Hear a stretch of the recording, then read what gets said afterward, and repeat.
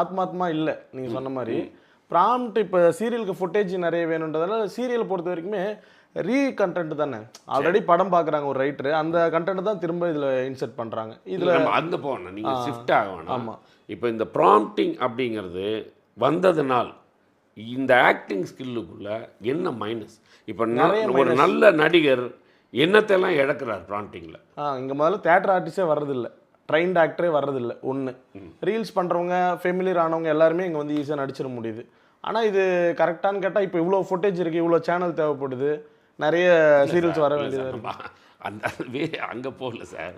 நான் கேட்குற விஷயம் ப்ராம்ப்ட்டுக்கும் ப்ராம்ப்ட் இல்லாமல் நடிக்கிறதுக்கு என்ன வித்தியாசம்? இப்போ நீங்கள் வந்து மற்ற எல்லாத்தையும் சீரியல் கீரியலெல்லாம் விட்டுருங்க, ப்ராம்ப்ட்டு கேட்டு நடிக்கிற ஒரு நடிகர், ப்ராம்ப்டே இல்லாமல் சொந்தமாக மனசில் ஏற்றி நடிக்கிற ஒரு நடிகர், இதுக்கும் அதுக்கும் என்ன வித்தியாசம், என்ன பெட்டர்மெண்ட்?